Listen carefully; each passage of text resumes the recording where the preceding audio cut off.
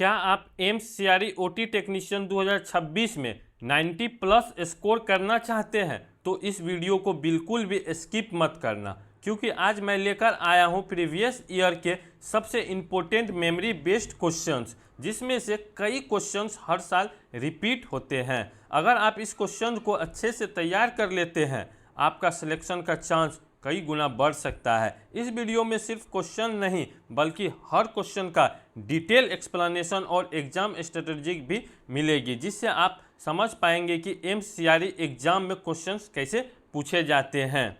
Hello friends, मैं हूं निखिल आनंद और आप देख रहे हैं ओटी मेडिकल लेक्चर। आज के इस स्पेशल क्लास में हम बात करेंगे 26 अगस्त 2025 में जो क्वेश्चंस पूछा गया है उसी के बेस्ड पर ये मेमोरी बेस्ड होने वाला है। उसी के बेस्ड पर क्या होगा, ये मेमोरी बेस्ड होने वाला है। तो इसे आप जरूर देखिएगा, अंतिम तक जरूर देखिएगा। ये क्या क्वेश्चन है, PYQ है, यानी कि प्रीवियस ईयर ये क्वेश्चन है, उसी का बेस्ड पे इसे बनाया गया है। तो एक और आपको क्लियर कर दूं, टोटल जो इसका पार्ट आने वाला है, टोटल जो इसका पार्ट आएगा वो कितना आएगा, तो 5 पार्ट्स आने वाला है। हर एक पार्ट्स में, ये पार्ट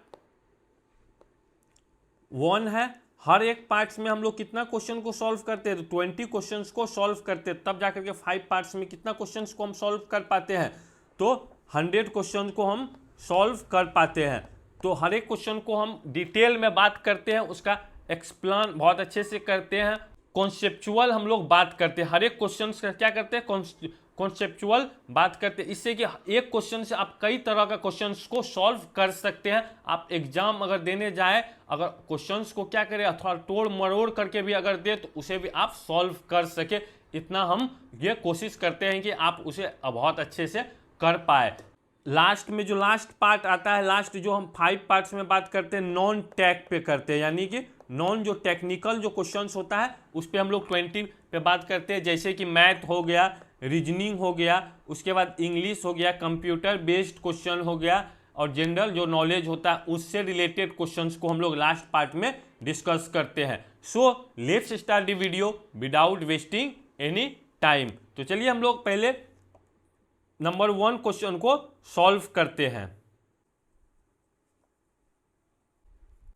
नंबर 1 क्वेश्चंस को सॉल्व करते हैं। 1 में क्या लिखा हुआ है, तो करेक्ट सीक्वेंस इज। अब देखिए यहाँ पर सीक्वेंस पूछा गया है कि करेंट सीक्वेंस इज पूछ रहा है, तो यहाँ पर करेंट सीक्वेंस यहाँ पर क्या होगा, तो आपको ये बतलाना है कि इसका करेंट सीक्वेंस क्या होगा। 1 नंबर में क्या है कि करेंट सीक्वेंस इज, यानी कि क्या रेंस हो सकता है, स्क्रब हो सकता है, ड्राई हो सकता है। चलिए अब यहाँ से आपको क्वेश्चन समझ में आ गया, ये किससे पूछ रहा है, तो हैंड स्क्रब से पूछ रहा है। जब हम लोग हैंड को स्क्रब करते हैं, स्क्रब जब करते हैं उससे ये क्वेश्चन पूछा गया। तो अब ये आपको क्लियर हो गया कि पहले आपको क्वेश्चन से लग रहा है कि नहीं पता चल रहा है कि ये क्वेश्चन कहाँ से पूछा जाता है, लेकिन ऑप्शन से इसका पता चल रहा है कि ये क्वेश्चन कहाँ से पूछा गया, तो स्क्रब से पूछा गया। फिर पूछ रहा है इसका सीक्वेंस के, आप रेंज पहले क्या करते हैं, हाथ पे पानी को डालते हैं या पहले फिर स्क्रब करते हैं, यानी बेटाडीन को डालते हैं या ड्राई करते हैं, इसका सीक्वेंस पूछता है। फिर यहाँ है देखिए बी में है कि ड्राई है या रेंस है या स्क्रब है, रेंस है, ड्राई है, स्क्रब है, स्क्रब है, रेंस है, ड्राई है। तो अब इसका आप लोग कैसे सॉल्व कर पाएंगे, तो इसके लिए आपको समझना पड़ेगा, बहुत डिटेल में समझना पड़ेगा कि स्क्रब जो हैंड वॉशिंग होता है, इससे क्वेश्चन जब यहाँ पूछा गया है तो नेक्स्ट टाइम भी पूछ सकता है, तो इसीलिए इस पे हम लोग डिटेल में बात करेंगे। तो वीडियो के अंतिम तक आपको बना रहना पड़ेगा, क्योंकि वीडियो लॉन्ग होगा, तभी आपको जाकर के समझ में आएगा। 20 क्वेश्चन को हम सॉल्व करते हैं तो उससे आप 100 क्वेश्चन का कॉन्सेप्ट रख सकते हैं। तो इसीलिए हम सोचते हैं कि अगर रिपीटेड क्वेश्चन आया, इस तरह का क्वेश्चन आए तो आपसे छूटे ना, इसलिए हम बहुत डिटेल में जाते हैं। तो वीडियो को आप अंतिम तक बने रहिएगा, बहुत अच्छा से आपको समझ में आने वाला है। तो चलिए हम लोग पहले स्क्रब को समझते हैं कि स्क्रब क्या होता है। अब देखिए, अगर आप लोग क्या करते हैं, हैंड वॉश करते हैं, सर्जिकल जब स्क्रब करते हैं, आप सर्जिकल जब स्क्रब करने जाइएगा, सर्जिकल स्क्रब करने जाते हैं, सबसे पहले क्या करते हैं, तो आप हैंड बोलिएगा कि हैंड पर क्या करते हैं हम लोग, वाटर लेते हैं, जिसको हम लोग क्या बोल लेते हैं, रिंस बोलते हैं, ये लेते हैं। उसके बाद क्या करते हैं, तो बीटाडीन लेते हैं, स्क्रब करते हैं, यहाँ पर क्या बोलते हैं, स्क्रब करते हैं, स्क्रब करते हैं। उसके बाद क्या करते हैं, तो ड्राई करते हैं। चलिए इतना तो हमको क्लियर हो गया है कि ड्राई कब करेंगे, तो लास्ट में ड्राई होगा। ये सीक्वेंस हमको पता है कि लास्ट में ड्राई होगा, तो इसमें ऑप्शन बी यहाँ पे कट जा रहा है। ऑप्शन बी में लास्ट में हमारा ये क्लियर है, ये ड्राई करते हैं। जब भी स्क्रब करते हैं तो लास्ट में हम लोग क्या करते हैं, ड्राई करते हैं। चाहे आप स्टाइल टोवेल से हम लोग करते हैं, चाहे स्टाइल कोई भी चीज़ से हम लोग करते हैं, तो सब लास्ट में क्या करते हैं, तो ड्राई करते हैं। ये क्लियर है। तो दो ऑप्शन अब हमारे पास बचा हुआ है। अब बोल रहा है इसमें पहला में बोल रहा है ए हमारे पास बचा और डी बचा हुआ है। इसमें बोल रहा है कि रिंस और स्क्रब और ड्राई है। पहले हम पानी हाथ में लेते हैं या फिर बाद में लेते हैं। देखिए इसमें आप क्वेश्चन आपको फंस सकता है। यहाँ आपको कॉन्सेप्ट चाहिए। ये एम्स क्वेश्चन पूछ रहा है तो आपको थोड़ा घुमाएगा। तो अब यहाँ पे आप ए को भी आप सही मान सकते हैं, डी को भी सही मान सकते हैं, लेकिन हमको कॉन्सेप्ट पे जाना है, कॉन्सेप्ट के थ्रू बात करना है। देखिए हम लोग स्क्रब से पहले भी पानी लेते हैं, हाथ पे रेंस लेते हैं, धोते हैं, उसके बाद भी लेते हैं, उसके बाद भी हम लोग लेते हैं पानी। तो हम कब इसका सीक्वेंस को जब बात करते हैं, जब ड्राई हम लोग करते हैं, लास्ट में ड्राई करते हैं, तो इसका आंसर क्या होना चाहिए, तो आंसर इसका डी सही होना चाहिए। कहे स्क्रब जब लीजिएगा तो उसके बाद ड्राई तो नहीं कीजिएगा, उसके बाद भी फिर तो पानी आपको लेना पड़ेगा हैंड में। इसका बहुत और स्टेप्स होता है, इसीलिए इसका आंसर डी होगा। चलिए अब डी कैसे हुआ उसको हम लोग समझाते हैं, आपको अच्छे से समझाते हैं। यहाँ देखिए हम लोग जानते हैं ना कि सर्जिकल जब स्क्रब करते हैं, जब सर्जिकल स्क्रब करते हैं इसमें क्या होता है, तो सर्जिकल स्क्रब जब करते हैं तो इसका कितना स्टेप होता है, तो 7 स्टेप होता है। कितना स्टेप होता है, हैंड हाइजीन के कितना स्टेप होता है, तो 7 स्टेप होता है। ये अब सबको क्लियर होगा। तो चलिए स्टेप 1 को हम लोग पहले समझते हैं कि स्टेप 1 क्या है। यहाँ पर क्या है, 1 है, यानी स्टेप यहाँ पर 1 है। स्टेप 1 में हम लोग क्या करेंगे, तो पाम टू पाम करेंगे रब, यानी कि इससे पहले हम लोग जो हाथ में जो लेते हैं कि सौंफ हो गया, चाहे बीटाडीन हो गया, ये जब लेते हैं तो ये आपको मैंने नहीं रखता है। आपका स्टेप स्टार्ट कब से होता है, जब रविंग करते हैं हम लोग, लेने के बाद जब रफ करते हैं वहाँ से स्टेप स्टार्ट होता है।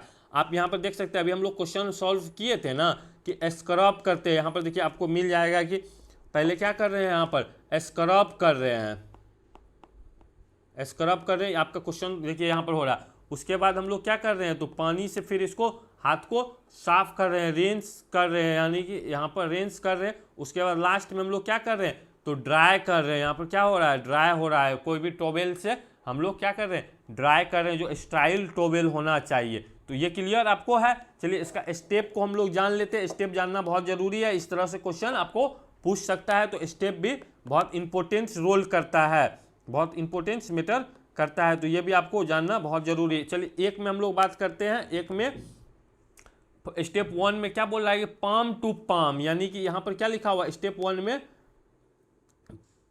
पाम टू पाम, ये आपको याद रखना है। 2 में स्टेप 2 में, यहाँ पर स्टेप 2 में अगर हम लोग देखते हैं तो यहाँ पर क्या बोल रहा है, तो बैक ऑफ हैंड, यानी कि बैक ऑफ हैंड को हमको करना है, डोर्सल साइड में हमको जाना है, यानी बैक टू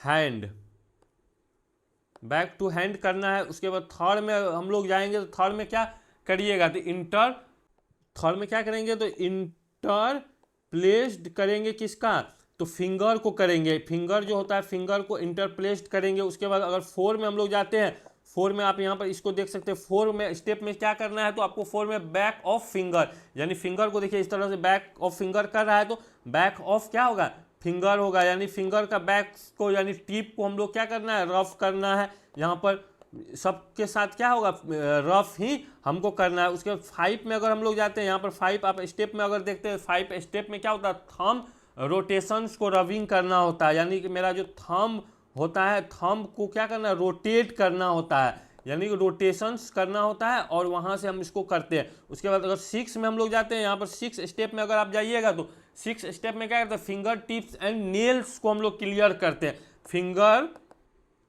फिंगर्स यहाँ पर टिप्स एंड क्या करते हैं, नेल्स जो होता है उसको हम लोग यहाँ पर क्या करते हैं, तो रब्स करते हैं। उसके बाद लास्ट में हम लोग 7 में अगर जाते हैं, लास्ट में 7 में क्या करते हैं, तो यहाँ पर 4 आर्म्स जो होता है, रिस्ट जो होता है, रिस्ट को हम लोग यहाँ पर रफ करते हैं। 4 आर्म आप लिख सकते हैं, चाहे रिस्ट लिख सकते हैं, वहाँ पर जा करके करते हैं। आई होप ये अब तक आपको समझ में आ गया होगा। चलिए आगे और एक चीज आपको याद रखना है, उसको भी आपको समझना है।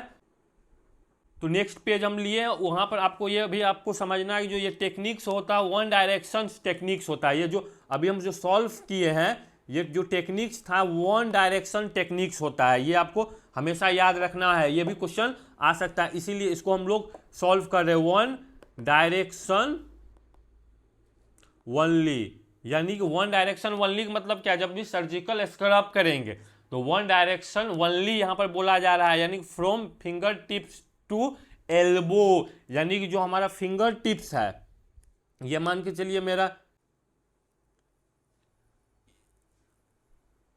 ये हैंड है, इधर क्या होगा एल्बोज होगा, यहाँ क्या है फिंगर है। जब भी हम लोग वॉश करेंगे तो इधर से इधर इसका क्या जाना चाहिए, जो हम लोग रेन कर रहे हैं, जो वाटर से इसको धो रहे हैं, वो एल्बो के तरफ जाना चाहिए। हमेशा हैंड ऊपर के तरफ होना चाहिए। कैसे रहना चाहिए, तो हमेशा हैंड ऊपर के तरफ होना चाहिए। ये जो आप कर रहे हैं यहाँ स्टेप्स देख रहे होंगे, ऊपर के तरफ हैंड होना चाहिए। तो वन डायरेक्शन वनली होता है, ये भी क्वेश्चन पूछा जा सकता है, इसीलिए आपको ये बतला रहे हैं। देखिए इसमें आप ये भी लिख सकते हैं from finger tips to elbow, यहाँ पर इसका लिख सकते हैं आप, वन डायरेक्शन वनली लिखा हुआ है तो आप ये भी आप यहाँ पर लिख सकते हैं कि from finger tips to elbow, यानी एल्बो तक जाना है, from finger tips to elbow जाना है। चलिए ये आपको समझ में आ गया, फिंगर टिप्स से एल्बो की तरफ इसको बढ़ना है। आई होप ये समझ में आ गया। इसका टाइमिंग भी पूछ सकता है, टाइम भी आपको याद रखना है। इसका टाइम्स क्या हो सकता है, तो टाइम आपको 3 to 5 मिनट्स लगता है स्क्रबिंग करने में, ये आपको याद रखना है। और ये क्यों लगता है, तो देखिए जो बीटाडीन का जो हम लोग यूज करते हैं, जो बीटाडीन का यूज करते हैं, जो बीटाडीन का यूज करते हैं, बीटाडीन का जो यूज करते हैं वह क्या होता है, तो वह जो रिएक्ट करता है, रिएक्शन होने में उसको टाइम वह लग जाता है, उसको अबाउट कितना लग जाता है, तो 2.5 से लेकर के 3 मिनट्स में वह स्टार्ट करता है अपना रिएक्शन, वहाँ पर स्टार्ट करता है, यानी कि जो जर्म्स होगा उसको किल करने के लिए वह स्टार्ट करता है। तो बीटाडीन कितना % का यूज करते हैं, तो वह भी आपको याद रखना है। तो 7.5% का यूज करते हैं हम लोग। बीटाडीन कितना % का, तो 7.5% का हम लोग यूज करते हैं। चलिए ये आपको बहुत अच्छे से क्लियर हो गया होगा। हैंड स्क्रब करने के लिए हम लोग क्या करते हैं, Betadine use of hand scrub 7.5% का यूज करते हैं। चलिए ये क्वेश्चन क्लियर हो गया। आगे बढ़ते हैं, आगे हम लोग देखेंगे यहाँ पर 2 में हम लोग 2 नंबर क्वेश्चंस को सॉल्व करेंगे। Not a chemicals methods of sterilization, ये बहुत इजी क्वेश्चन है। यहाँ पर बोल रहा है कि not a chemical method of sterilization, यानी केमिकल मेथड्स इसमें से कौन सा नहीं। आपको पता है कि स्टरलाइजेशन कितने तरह का, तो बोलिएगा 2 तरह का, physical and chemical, physical and chemical. तो अब यहाँ पर आप अगर देखते हैं तो साइडेक्स का अगर आप लोग बात करते हैं, साइडेक्स है, यहाँ पर प्रीसेटाइक्स एसिड है, ऑटोक्लेव है, इटियो है, यानी इथिलीन ऑक्साइड जो करते हैं। तो इसमें केमिकल कौन है, विदाउट केमिकल यानी कि फिजिकल कौन है, तो ये तो देखने से क्वेश्चन आपको सॉल्व हो गया होगा कि इसका क्या होगा। तो आप बोलिएगा कि अगर आप इसका बात कर रहे हैं प्रेसेटाइस एसिड जो होता है, इसका अगर आप लोग बात करते हैं तो यह क्या होगा। अगर यहाँ पर हम लोग बात करते हैं तो जब यहाँ पर प्रेसाइट्स एसिड जो है ये क्या हो जाएगा, तो ये केमिकल फॉर्म में ये हो जाएगा। साइडेक्स भी क्या होगा, केमिकल हो जाएगा। ऑटोक्लेव्स क्या होगा, तो ये फिजिकल होगा, यानी ये क्या होगा, फिजिकल होगा। इसीलिए आंसर क्या हो जाएगा, सी इसका सही आंसर हो जाएगा। इटियो की भी अगर आप बात करते हैं तो इटियो भी क्या होगा, तो ये भी केमिकल होता है। तो आई होप ये अब तक आपको क्लियर हो गया। चलिए इसको और एक सॉल्व कर देते हैं। इसका कुछ इंपॉर्टेंस है, इंपॉर्टेंट को भी हम लोग को समझना बहुत जरूरी है। तो आपको क्वेश्चन समझ में आ गया कि ऑटोक्लेव्स क्या होगा, फिजिकल होगा। ये बहुत इजी था। चलिए इसका भी कुछ कॉन्सेप्ट है, उसको भी हम लोग क्लियर कर लेते हैं। इससे क्या होगा कि आगे आपको सॉल्व करना आसान होगा। जैसे आपको यहाँ पर क्लियर हो गया कि ऑटोक्लेव क्या है, तो फिजिकल्स मेथड है, ये आपको समझ में आ गया कि ये क्या है, फिजिकल मेथड है, ये आपको क्लियर है। तो अगर हम लोग यहाँ पर देखते हैं प्रेसेटाइस एसिड जो है, प्रेसेटाइस एसिड जो होगा ये क्या होता है, तो तो स्ट्रॉन्ग ऑक्सीडाइजिंग एजेंट होता है, ये आपको याद रखना है। ये क्या होता है? तो स्ट्रॉन्ग ऑक्सीडाइजिंग एजेंट होता है। ये आपको क्लियर है? अगर हम लोग साइडेक्स का बात करते हैं, जब साइडेक्स का आप बात कीजिएगा, साइडेक्स को हम लोग क्या बोलते हैं? तो गुलेटल डिहाइड यहाँ पर होता है। इसको ये क्या होता है? तो गुलेटल डिहाइड्स होता है। इसी को हम लोग क्या बोलते हैं? साइडेक्स बोलते हैं। ये कितना परसेंट होता है? तो 2.45% का ये आता है। आप इसको देख सकते हैं इस तरह से, इसमें आपको देखने को मिलेगा गुलेटल डिहाइड्स जो है ये कितना आता है? तो 2.45% का ये आता है। साइडेक्स जिसको हम लोग बोलते हैं, साइडेक्स जो बोलते हैं, इसमें क्या करते हैं? तो हम लोग इंस्ट्रूमेंट्स वगैरह को क्या करते हैं? उसमें डिजोल्व करके रखते हैं, यानी कि हाई एंटीसेप्टिक्स डिसइंफेक्टेंट्स इसको हम लोग बोल सकते हैं, यानी हाई डिसइंफेक्टेंट्स इसको आप बोल सकते हैं। ये भी आपको याद रखना है कि इसको क्या बोलते हैं? तो हाई डिसइंफेक्टेंट्स बोल सकते हैं। आप लोग इसको अपना कॉलेज टाइम में इसको जरूर आप पढ़े होंगे, इसके बारे में आप लोग जान रहे होंगे। इथिलीन अगर ऑक्साइड का बात करते हैं, ये भी आपको क्लियर है, ये केमिकल है। ये क्या है? केमिकल है, लेकिन ये क्या करता है? तो लो टेम्परेचर जो होता है, लो टेम्परेचर गैस स्टरलाइजेशन करता है। ये क्या करता है? तो लो टेम्परेचर गैस स्टरलाइजेशन में ये हेल्प करता है। आई होप ये आपको क्लियर हो गया कि इसका सही आंसर क्या है। ऑटो के लिए बहुत इजी क्वेश्चन था ये। चलिए आगे हम लोग बढ़ते हैं। आगे हम बात करेंगे थ्री में which agents does not increase MAC, यानी कि कौन सा ऐसा एजेंट है जो मैक वैल्यू को, मिनिमम एल्व्यूलर कॉन्सेंट्रेशंस को क्या करता है? ये इंक्रीज नहीं होने देता है, यानी कि मैक को बढ़ने नहीं देता है। डज नॉट ये नहीं बढ़ने देता है। ये आपको याद रखना है कि ये क्या करता है? बढ़ने नहीं देता है। वह कौन है? तो इसमें आपको बतलाना हाइपरनेट्रेमिया है, या हाइपरथर्मिया है, या क्रोनिक एल्कोहल इंटॉक्सिकेशन है, या हाइपोक्सिया है। तो अब इसमें से अगर आप बात करते हैं तो इसमें से क्या होगा? तो इसको आपको बतलाना है। हमेशा ये आपको याद रखना है और आपको बतलाना है। तो आपको ये याद होगा, आप पहले अगर पढ़े होंगे, इसका थ्योरी अगर आप पढ़े होंगे तो आपको बहुत अच्छे से समझ में आ रहा होगा कि हाइपरनेट्रेमिया लिखा हुआ है। जब हाइपरनेट्रेमिया लिखा हुआ है तो इसका मतलब क्या? नेट्रेमिया मतलब आपको पता है कि नेट्रेमिया क्या होता है? तो सोडियम होता है। क्या होता है? तो सोडियम होता है। इसको हम लोग क्या बोलते हैं? नेट्रेमिया मतलब सोडियम, हाइपर मतलब बढ़ना। सोडियम का होगा बढ़ा हुआ, अगर सोडियम रहेगा तो इसका मैक क्या होगा?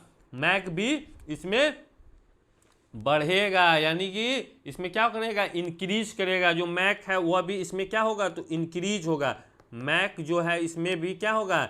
इंक्रीज करेगा। तो यहाँ पर क्या कर रहा है? नॉट इंक्रीज, यानी कि डिक्रीज का बात कर रहा है। नॉट इंक्रीज मैक इसमें से कौन कर रहा है? तो ये इंक्रीज कर रहा है, तो ये नहीं होगा इसमें। आप इसको गलत कर दीजिएगा।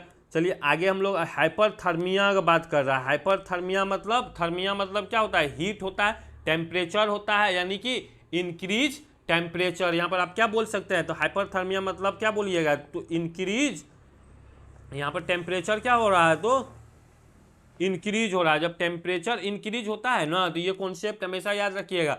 मैक भी क्या होता है? यहाँ पर इसका भी मैक क्या होगा? तो इंक्रीज होगा। मैक आपको समझ में आ रहा है ना? मिनिमम एल्व्यूलर कॉन्सेंट्रेशन होता है। जो एल्वोलाई होता है, मेरा एल्वोलाई प्रीवियस जो हम लोग बात किए हुए हैं, प्रीवियस जो सीरीज चलाए थे उसमें आपको 2023 का जो हम लोग क्वेश्चंस को, प्रीवियस क्वेश्चन को सॉल्व कर रहे हैं, अगर वो वीडियो देखे होंगे तो आप इसके बारे में बहुत अच्छे से जान रहे होंगे कि मैक क्या होता है, मिनिमम एल्व्यूलर कॉन्सेंट्रेशन क्या होता है। यह बहुत अच्छे से आप लोग जान रहे होंगे। इसको क्या बोलते हैं? एल्वोलाई बोलते हैं, यानी कि एयर शेक भी इसको कहते हैं। यहीं पर एक्सचेंज होता है, ये आपको क्लियर होगा। तो चलिए ये भी आपको समझ में आ गया है कि हाइपरथर्मिया ये भी क्या करता है? मैक को बढ़ाने काम करता है। तो ये भी क्या होगा? गलत यहाँ पर हो गया, ये भी कट गया। अब यहाँ पर क्रोनिक एल्कोहल इंटॉक्सिकेशंस यहाँ पर लिखा हुआ है। ये बड़ा अच्छा बात यहाँ पर लिखा हुआ है। इसका मतलब क्या होता है कि क्रोनिक एल्कोहल इंटॉक्सिकेशन, इसका मतलब क्या होता है कि लॉन्ग टर्म से हैवी कंजप्शन कर रहा है, क्या, एल्कोहल का हैवी कंजप्शन कर रहा है। अब इसके बारे में आपको बताना पड़ेगा ना कि इसमें क्या होता है कि ये लॉन्ग टर्म से, इसका मतलब आपको समझ में आना चाहिए कि इसमें क्या बोल रहा है कि लॉन्ग टर्म से क्या कर रहा है, ये हैवी एल्कोहल को कंजप्शन कर रहा है, यानी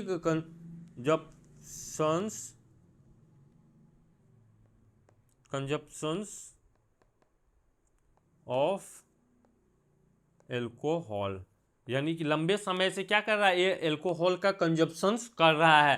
तो ये इसमें क्या होगा, तो इसमें भी आपको याद रखना है, इसमें जब लंबे समय से होगा, क्रोनिक अगर रहता है तो उस टाइम में भी मैक क्या होगा, तो इसका भी मैक इंक्रीज करेगा, यानी कि इसका भी मैक बढ़ा हुआ आपको देखने को मिल सकता है, इसका भी मैक क्या होगा, बढ़ा हुआ मिल सकता है, इसीलिए ये भी नहीं होगा। तो लास्ट में क्या है, हाइपोक्सिया में ही मैक सिर्फ क्या होता है, तो डिक्रीज होता है, यानी कि घटता है। किसमें, तो हाइपोक्सिया जब रहेगा तभी जाकर के क्या होता है, मैक डिक्रीज होता है। ये आपको अब क्लियर हो गया। अब इस तरह का अगर क्वेश्चन पूछा जाएगा तो आप नहीं इसको छोड़ेंगे, यानी सही आप इसको हमेशा ऑप्शन को चूज करके आना है। तो ये अब तक आपको समझ में आ गया होगा। अगर ये वीडियो आपको समझ में आ रहा है तो अपने दोस्तों के साथ इसे जरूर शेयर कीजिएगा। अगर हमारे चैनल पे आप नए आए, वीडियो को लाइक एंड चैनल को सब्सक्राइब जरूर कर दीजिएगा, इससे कि हम जो भी वीडियो अपलोड करें वे आपके पास सबसे पहले पहुंच सके। तो चलिए आगे हम लोग बढ़ते हैं, ये आपका क्लियर हो गया। चलिए 4 में हम लोग बात करेंगे, which agents does not increase dead space. आप देखिए यहाँ पर डेड स्पेस का बात कर रहा है, क्या बोला है कि डज नॉट इंक्रीज, यानी कि यहाँ पर इंक्रीज नहीं होगा डेड स्पेस। डेड स्पेस के बारे में आप लोग जान रहे होंगे कि डेड स्पेस क्या होता है। डेड स्पेस को हम तब तक आपको बतला रहे हैं, तब तक आप इसका सही आंसर अपने माइंड में सोच ले, चाहे हमारे कमेंट बॉक्स में आप हमें बता सकते हैं। तो चलिए इसका डेड स्पेस को हम लोग पहले समझते हैं कि डेड स्पेस क्या होता है। डेड स्पेस का मतलब होता है कि the volume of air you breathe in that never participates in gas exchange, यानी कि जो हम लोग गैस को लिए हैं, ब्रीथ किए हैं, वो हमारा जो ब्रीथ होता है ना, एयर जो भी वॉल्यूम है मेरा एयर का, वो जो लंग्स में है वो पार्टिसिपेट्स नहीं करता। हमारा जो ब्रीथ होता है, ब्रीथ गैस जो एक्सचेंज होता है ना, उसमें पार्टिसिपेट्स नहीं करता, उसी को हम लोग डेड स्पेस बोलते हैं। मान के चलिए ये आपका लंग है, यहाँ पर क्या है आपका, ये लंग है। आप क्या किए कि यहाँ से इनहेल किए, यहाँ पर क्या हुआ, इनहेल हुआ। जब इनहेल आप किए तो यहाँ पर एल्वोलाई क्या करता है, तो अपना एक्सचेंज करता है, गैस को एक्सचेंज करता है, कैपिलरीज से ब्लड में भेजने का काम करता है। जो गैस हो गया, यानी कि जो हो गया वह तो हो गया, जो बच गया उसी को हम लोग क्या बोलते हैं, तो डेड स्पेस बोलते हैं। ये आपको समझ में आ गया। चलिए आगे बढ़ते हैं, अब अपना ऑप्शन की तरफ जाते हैं। IPPV लिखा हुआ यहाँ पर आपको देखने को मिल रहा है। IPV क्या होता है, IPPV का मतलब हेलोथेन यहाँ पर दिख रहा होगा, सेवोफ्लोरेन दिख रहा होगा, ईथर दिख रहा होगा। इसमें से आंसर क्या है, तो चलिए अब हम लोग आंसर सर्च करने के लिए चलते हैं। चलिए अब सर्च इसका करते हैं कि क्या होता है। IPPV का मतलब क्या होता है, तो ये आपको समझना बहुत इंपॉर्टेंट है। अगर आप जानते हैं तो स्किप करके आगे बढ़ सकते हैं। इसमें क्या है, इंटरमिटेंस होता है, इंटरमिटेंस पॉजिटिव प्रेशर्स वेंटिलेशन होता है, यानी इसका मतलब क्या होता है, तो इंटरमिटेंस हमेशा याद रखना है, इंटरमिटेंस पॉजिटिव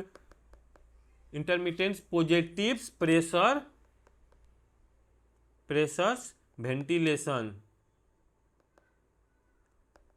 पॉजिटिव वेंटिलेशन ये होता है। तो इसका फुल फॉर्म ये हो गया। तो ये हमेशा क्या करता है, इंक्रीज करके रखता है, डेड स्पेस जो होता है ना उसको इंक्रीज करके रखता है। जो बॉडी में हमारा जो डेड स्पेस है उसको इंक्रीज करके ये हमेशा रखता है। किसको, तो इंक्रीज, यहाँ पर इंक्रीज करके रखता है किसको, तो डेड स्पेस जो मेरा होता है, डेड स्पेस जो लंग्स का होता है उसको ये इंक्रीज करके हमेशा रखता है, बढ़ा करके रखता है। IPPV तो यहाँ पर क्या बोला है, डज नॉट इंक्रीज, तो ये आंसर गलत हो जाएगा। उसके बाद हेलोथेन और सिवोफ्लोरेन है, ये क्या है, तो इनहेशनल्स एनेस्थेटिक एजेंट्स है, ये दोनों क्या है, तो इनहेशनल्स एनेस्थेटिक्स एजेंट्स यहाँ पर है, ये दोनों क्या है, तो इनहेशनल एनेस्थेटिक्स एजेंट्स है, हेलोथेन और सेवोफ्लोरेन, ये दोनों है। ये दोनों का भी क्या काम होता है, तो ये दोनों क्या काम करता है, तो ये भी इंक्रीज करके रखता है, यानी डेड स्पेस को ये भी क्या करता है, तो इंक्रीज करके रखता है।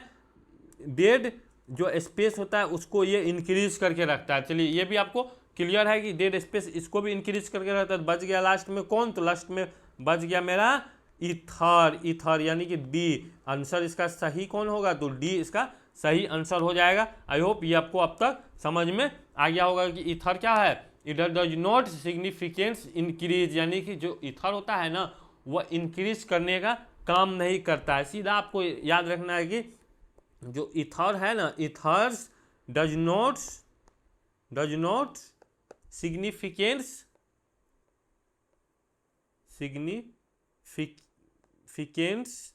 इंक्रीज, यानी ये क्या करता है, डज नॉट सिग्निफिकेंस इंक्रीज, यानी कि ये डेड स्पेस को क्या करता है, इंक्रीज नहीं करता है, यानी कि ये डेड स्पेस को इंक्रीज नहीं करने का काम करता है, इसीलिए आंसर ये हो गया। चलिए ये भी आपको क्लियर हो गया। आगे हम लोग बढ़ते हैं 5 में। अगर बात करते हैं what does BIOS stands for, यानी कि इसके बारे में आप पूछा रहा है कि इसका मतलब क्या होता है, तो इसका मतलब क्या होगा, तो ये आपको याद रखना है। इसका अगर देखते हैं बाइनरी इनपुट्स आउटपुट सिस्टम, ये भी इसमें क्या होगा, इसमें ये नहीं होगा। अगर हम लोग बाइनरी इंटीग्रेटर्स ऑपरेटिंग सिस्टम देख रहे हैं, ये भी नहीं होगा। Built in inputs output solution, ये भी नहीं होगा।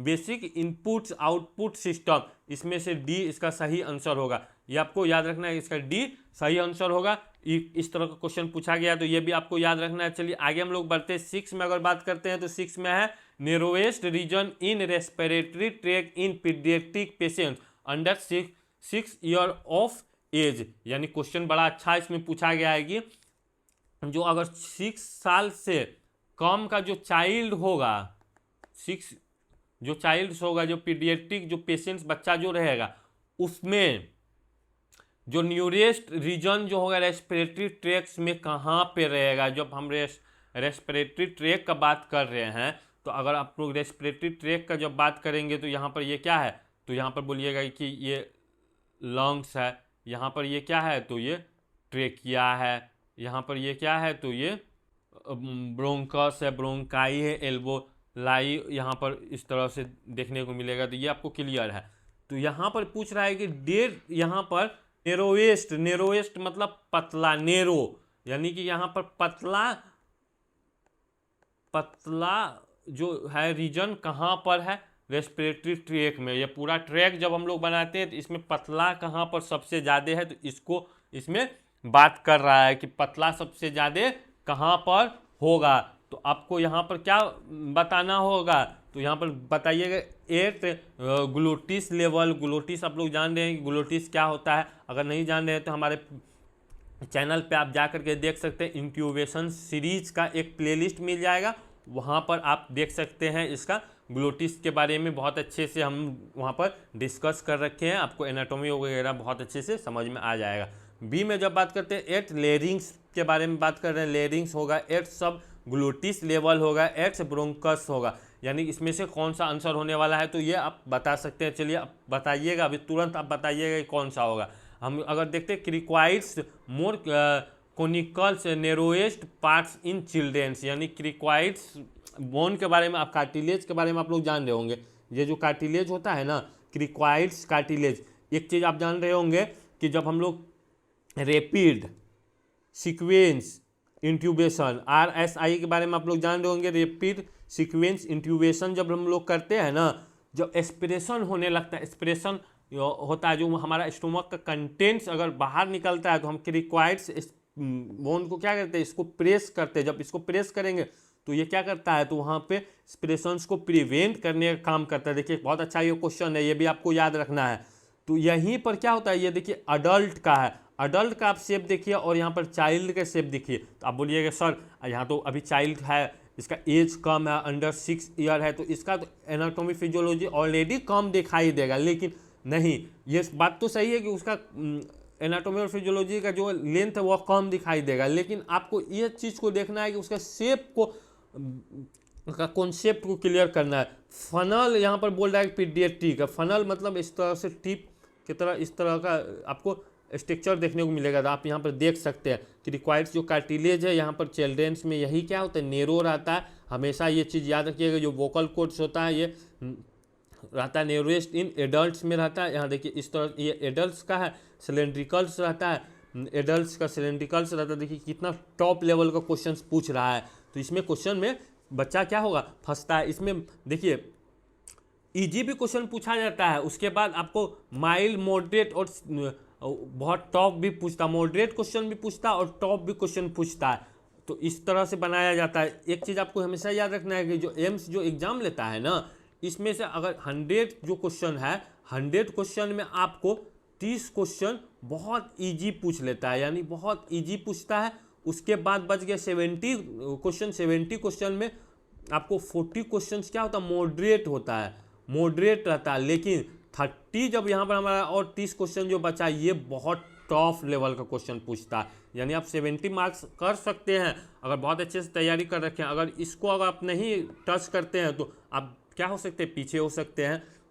अगर 90 प्लस अगर मार्क्स आपको करना है तो उसके लिए आपको सारा को देखना पड़ेगा। नॉन टैग जो है, नॉन टैग जो 20 मार्क्स को लेता है, उसमें आपको सबसे इम्पोर्टेंस क्या है, मैथ है, उसके बाद रीजनिंग है। ये दोनों अगर आप कंप्लीट कर लेते हैं, अगर इसका सारा बहुत कम इसका टॉपिक को दिया हुआ, अगर हर एक टॉपिक का कॉन्सेप्ट आपका क्लियर रहता है तो आप एग्ज़ाम को क्वालिफाई 100% कर सकते हैं।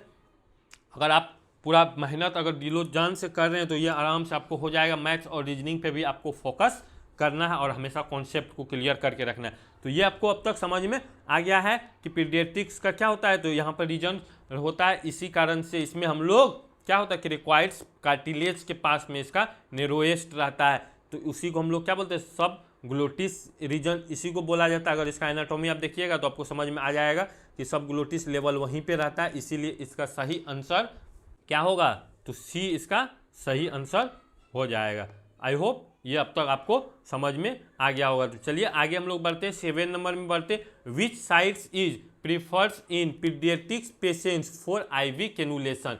यानी पीडियाट्रिक के बारे में बड़ा अच्छा क्वेश्चन पूछ रहा है कि पीडियाट्रिक्स में जो है कि आईवी जब कैनुलेशन करते हैं हम लोग, कैनुला जब लगाते हैं तो वो कौन सा रीजन में हम लोग लगाएंगे, लोकेशंस कहाँ पे रहेगा, वही बात यहाँ पर पूछ रहा है, कौन सा साइट रहने वाला है। तो साइट के बारे में बताना है। सबक्लेवियन वेन में लगाइएगा क्या जी, सबक्लेवियन वेन कहाँ पे रहता है, तो हमारा इस रीजन में रहता है। क्लेविकल्स जो हमारा रहता है ना बोन, उस रीजन में रहता है। वहाँ पर जाकर के आप कैनुलेशन कीजिएगा।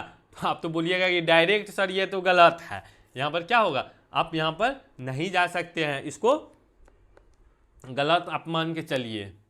External jugular vein, external jugular vein कहाँ पर होता है, तो नेक के पास में होता है। तो आप कैनुलेशन वहाँ पर जा करके डायरेक्ट कर दीजिएगा, सेंट्रल लाइन ले लीजिएगा। वहाँ पर क्या होता है, तो सेंट्रल जब लाइन हम लोग एक्सेस लेते हैं, एक्सेस जब लेते हैं तब जा करके हम लोग इसको चूज करते हैं। सब क्लेवियन हो गया चाहे एक्सटर्नल जुगुलर हो गया, तो ये भी गलत हो जाएगा। फिमरल वेन, फिमरल वेन पे भी हम लोग एक्सेस लेते हैं तो उसमें भी सेंट्रल ही उसको बोलते हैं, तो ये भी आपका गलत हो जाएगा। तो यहाँ पर डोर्सम ऑफ हैंड होता है। डोर्सम ऑफ हैंड आप लोग देख रहे होंगे, चाइल्ड का डोर्सम ऑफ हैंड होता है। देखिए इस तरह से जो होता है ना, डोर्सम ऑफ हैंड बोलते हैं। जो हमारा हैंड होता है, मान के इस तरह पाम होता है, पाम के जो पीछे साइड, जैसे ये अपोजिट साइड है इसका, पाम का जो अपोजिट साइड है इसी को हम लोग क्या बोलते हैं, तो डोर्सल साइड ऑफ हैंड बोलते हैं। हैंड का अपोजिट साइड ये आपका नीचे की तरफ ये क्या है, पाम है, तो पीछे की तरफ जो है इसी को हम लोग क्या बोलते हैं, तो याद रखिएगा हमेशा इसको क्या बोलते हैं, तो डोर्सल साइड ऑफ हैंड, ये आपको याद रखना है, डोर्सल साइड ऑफ हैंड। ये बहुत अच्छा क्वेश्चन पूछा गया है, ये बहुत इजी भी क्वेश्चन है, आपका सिर्फ कॉन्सेप्ट समझ में आना चाहिए। चलिए आगे हम लोग बढ़ते हैं, ये आपको समझ में आ गया होगा। आगे 8 में हम लोग देखेंगे anatomical dead space of human body, यानी कि ये भी बहुत अच्छा क्वेश्चन है। डेड स्पेस तो आप लोग जान गए कि एनाटॉमिकल जो डेड स्पेस अब यहाँ पर जो है ह्यूमन बॉडी में कितना होता है, तो वो आपको आप यहाँ पर बताना है कि क्या होगा, इसका डेड स्पेस कितना होने वाला है। तो आप लोग ये इतना आप लोग जान रहे हैं कि टाइडल वॉल्यूम क्या होता है, टाइडल वॉल्यूम क्या होता है, तो आप लोग बोलिए कि टाइडल वॉल्यूम हम लोग निकाल सकते हैं। जैसे 70 अगर केजी का अगर हम लोग पेशेंट लेते हैं, लेकिन नॉर्मल अगर हम लोग एडल्ट का बात करते हैं तो 70 केजी हम लोग नॉर्मल रखते हैं रेंज में। तो इसका हम लोग पढ़े हुए हैं कि 6 to 8 ml पर क्या होता है, केजी होता है वेट। तो इससे हम लोग निकालते हैं टाइडल वॉल्यूम, एकदम परफेक्ट निकालते हैं। अगर आपको ऐसे पूछ लेगा कि कितना होगा, अगर डायरेक्ट डाटा दे देगा तो आप 500 ml इसका लिख सकते हैं। तो हमको ये नहीं लिखना है, हमको निकालना है। तो टाइडल वॉल्यूम निकालते हैं, इसको अगर इसे मल्टीप्लाई करते हैं तो निकल जाता है। ये कॉन्सेप्ट हम लोग प्रीवियस वीडियोज में भी बहुत अच्छे से बात कर रखे हैं। अगर आप देखे होंगे 2023 का जो हम लोग प्रीवियस जो मेमोरी बेस्ड को बात किए हुए हैं 5 पार्ट्स में गया है, वो देखे होंगे तो आपको ये क्लियर होगा। अगर नहीं देखे तो उन्हें भी जा करके आप देख ले, तो अब जा करके आपको बहुत अच्छे से समझ में आएगा। तो इसमें बोलता है कि टाइडल जो वॉल्यूम होता है डेड स्पेस मैक्स ऑफ रफली 1/3 ऑफ द टाइडल वॉल्यूम, यानी कि रफली हम लोग मानते हैं, यानी एग्जैक्ट इसका नहीं मानते, रफली आप लोग समझ सकते हैं कि हम वहाँ तक पहुँच सकते हैं, हम अपना कॉन्सेप्ट के थ्रू वहाँ तक पहुँच सकते हैं। तो रफली आप जितना टाइडल वॉल्यूम होता है पेशेंट का, उसका 1/3 हमको जाना है। तो हम लोग टाइडल वॉल्यूम कितना मानते हैं, नॉर्मल कितना मानते हैं, तो 500 ml मानते हैं। कितना मानते हैं, 500 ml मानते हैं। तो 1/3 इसका बोल रहा है, 1/3 इसका हम लोग मानेंगे। तो 1/3 अगर आप बात करेगा तो 1/3 में इसका सॉल्व नहीं कर पाइएगा, तो आराम से इसका सॉल्व कर लीजिएगा। तो हम 3 से इसमें अगर डिवाइड करते हैं तो कितना हो जाएगा, तो 1 बार में ये 3 गया, 2 18 इतना आसपास आ रहा है, यानी कि लगभग 166 का आसपास आ रहा है। अप्रोक्सीमेटली रखना है, यानी कि अप्रोक्सीमेटली इसको रखिए, और पॉइंट्स में आने वाला है तो पॉइंट्स को हम लोग छोड़ के चल रहे हैं। इतना 166 के आसपास आ रहा है। तो इसमें अगर आप ऑप्शन देखते हैं, यहाँ पर ऑप्शन अगर देखिएगा, ह्यूमन बॉडी का डायरेक्ट बात कर रहा है, इसीलिए हम लोग नॉर्मल रेंज यहाँ पर 70 kg लिए, इसीलिए 500 ml का टाइडल वॉल्यूम लिए। अगर टाइडल वॉल्यूम आपसे पूछा जाएगा तो आप 500 ml आप बोलते हैं, तो उसका 1/3 हम लोग किए। तो ये आपको कॉन्सेप्ट याद रखना है कि 1/3 रखना है। क्या एनाटॉमिकल डेड स्पेस का जब भी बात करेगा, कितना डेड स्पेस रहता है, कितना ml रहेगा हमारा बॉडी में, तो हम बोलेंगे कि इसका रहेगा 150 ml रहेगा। 150 से इसका ऑप्शन कितना आसपास आ रहा है, तो 150 के आसपास आ रहा है, हमारा 166 है, तो हम यहाँ पर जा सकते हैं 150 के आसपास जा सकते हैं। तो चलिए ये भी आपको समझ में आ गया होगा। चलिए आगे हम लोग बढ़ते हैं। 9 में हम लोग देखेंगे, 9 में which instruments is use to retract tissue. देखिए कितना अच्छा क्वेश्चन पूछा है कि रिट्रैक्शन के लिए हम लोग कौन सा, रिट्रैक्शन के लिए हम लोग कौन सा, रिट्रैक्शन के लिए कौन सा इंस्ट्रूमेंट का यूज करते हैं। तो आप डायरेक्ट यहाँ पर बोलिएगा सीजर से हम लोग क्या करते हैं, कट करने के लिए यूज करते हैं। चाहे फोर्सेप्स से हम लोग क्या करते हैं, प्लेन फोर्सेप्स हो, टीथ फोर्सेप्स हो, टिश्यू को होल्ड करने के लिए, पकड़ने के लिए यूज करते हैं। रिट्रैक्टर का काम होता है रिट्रैक्ट करना, यानी कि कोई भी टिश्यू को रिट्रैक्ट करने का, एक्सपोज करने का काम कौन करता है, तो रिट्रैक्टर करता है। इस तरह से रिट्रैक्ट करता है, तो यहाँ पर क्या होता है, एक्सपोज हो जाता है। हम जो रीजन को एक्सपोज करते हैं, आर्टरीज क्या करता है, क्लैंप करने का काम करता है। अगर आपको एम्स में सिलेक्शन लेना है, तो आपको प्रीवियस भी हमारा जा करके देख सकते हैं, प्रीवियस वीडियो में हम लोग बात किए, आपको प्ले लिस्ट मिल जाएगा, यानी कि प्ले लिस्ट ये हमारे चैनल पे आपको मिल जाएगा सर्जिकल इंस्ट्रूमेंट के नाम से। किससे, तो सर्जिकल इंस्ट्रूमेंट्स के नाम से आपको प्ले लिस्ट मिल जाएगा।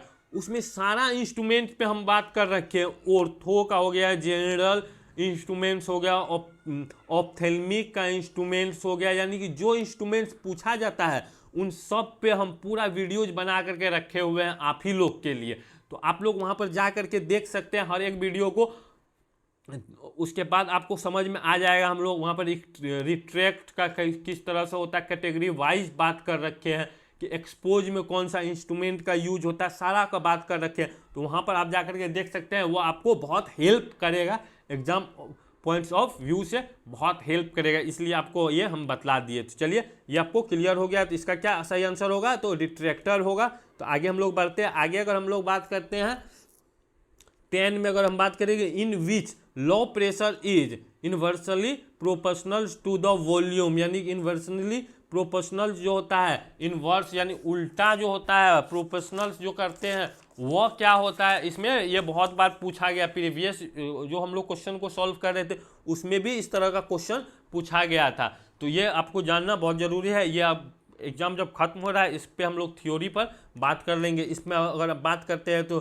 चार्ल्स लॉ ये नहीं होता, ग्राहम लॉ ये भी नहीं होता है, बॉयल्स लॉ ये क्या होता है, बॉयल्स लॉ हम कई बार पढ़ चुके हैं, डेल्टन्स लॉ ये भी नहीं होता है। तो आपको पता है कि इसमें क्या होता है, बॉयल्स लॉ होता है। इसके बारे में आप लोग बहुत अच्छे से पहले भी पढ़ रखे हैं कि इसमें क्या होता है, लॉ यानी हमेशा बोलता है in which law pressures is inversely proportional to the volume, यानी कि इसका जो वॉल्यूम होता है उसमें किस तरह से ये काम करता है। तो चलिए इसका आपको थोड़ा सा हम कॉन्सेप्ट क्लियर कर देते हैं, या 26 में पूछ लेगा तो आप इसको सॉल्व करके आइएगा। चलिए उसके लिए हम लोग यहाँ पे आपको थोड़ा सा समझा देते हैं। देखिए बॉयल्स लॉ का जो मैकेनिज्म होता है ना वो आपको समझना है। बॉयल्स लॉ का क्या होता है, मैकेनिज्म आपको समझना है। हमेशा इसमें क्या बोलता है कि प्रेशर्स जो होता है इसका pressures is inversely proportional to the volume, यानी कि जब प्रेशर यहाँ पर रहेगा, प्रेशर्स को इन्वर्सली प्रोपोर्शनल होता है किसका, वॉल्यूम का, ये होता है इन्वर्स। हमेशा यहाँ पर क्या होता है, वॉल्यूम का ये हमेशा इन्वर्स रहता है। यानी कि इसमें क्या बोलता है कि जो वॉल्यूम मेरा है ना, वॉल्यूम हमेशा जब वॉल्यूम क्या होगा, इन डिक्रीज होगा, वॉल्यूम क्या होगा, डिक्रीज अगर होगा, डिक्रीज होगा तो यहाँ पर प्रेशर क्या हो जाएगा हमेशा। इसका मतलब यही होता है प्रेशर क्या हो जाएगा तो इंक्रीज हो जाएगा। चलिए इससे आपको समझना है कि यहाँ पर आपको टेम्परेचर, इसमें क्या हो, टेम्परेचर कांस्टेंट रहता है, ये भी आपको याद रखना है। कांस्टेंट क्या रहता है, तो इसमें टेम्परेचर कांस्टेंट रहता है, ये आपको क्लियर होगा, पहले भी पढ़े होंगे कि बॉयल्स लॉ के बारे में, टेम्परेचर कांस्टेंट रहता है। देखिए ये वॉल्यूम यहाँ पर है, यहाँ पर वॉल्यूम कितना है, 4 के आसपास है, और यहाँ पर वॉल्यूम कितना है, 2 के पास है। देखिए वॉल्यूम अब दोनों में हमको सिर्फ समझ में आना चाहिए। अगर यहाँ प्रेशर का बात कर रहे हैं तो कितना पर है, 1 पर है।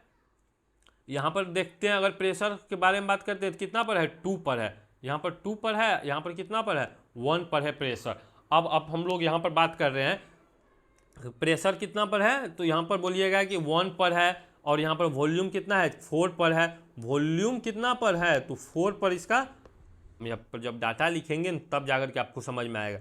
इसमें अगर हम पहला स्टेप में इसमें देखते हैं तो वॉल्यूम कितना है, तो 4 है, प्रेशर कितना है, तो 1 है पहला केस में। दूसरा केस में हम लोग अगर देखते हैं तो यहाँ पर वॉल्यूम कितना है, 2 है, प्रेशर कितना है, तो 2 है।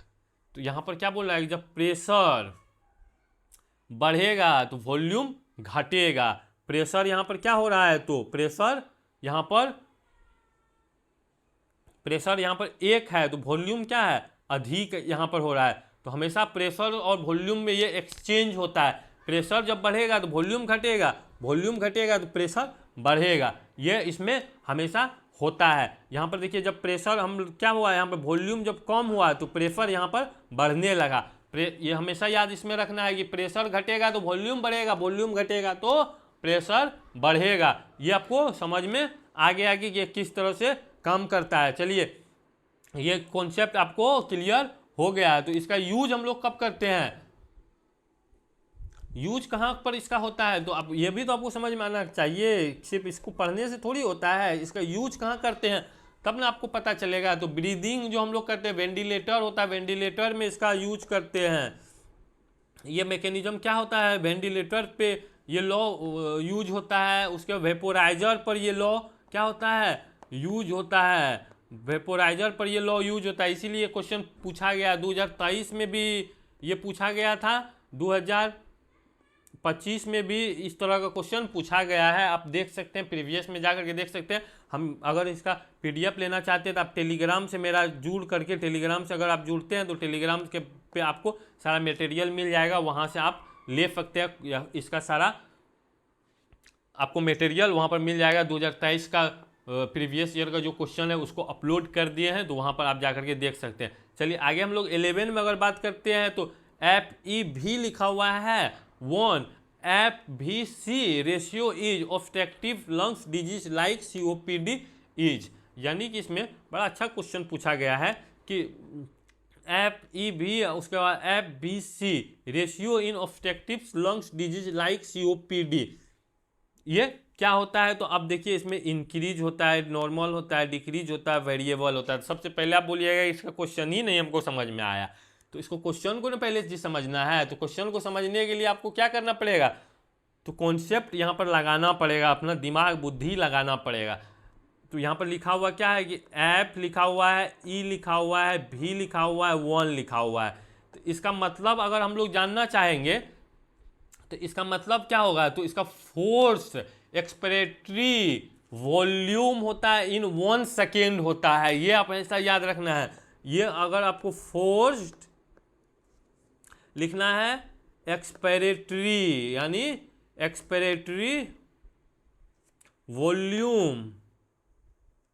वॉल्यूम इन 1 सेकेंड, यानी 1 सेकेंड में जो हम लोग एक्सपायर जो करते हैं गैस को, जो फोर्स से एक्सपायर करते हैं, यहाँ इसमें क्या लंग का बात कर रहा है, लंग्स से हम लोग एक्सपायर्ड करते हैं। जो गैस होता है 1 सेकेंड में जो एक्सपायर होता है उसी को हम लोग बोलते हैं FEV बोलते हैं, फोर्स एक्सपायरेटरी वॉल्यूम इन 1 सेकेंड। ये क्लियर है?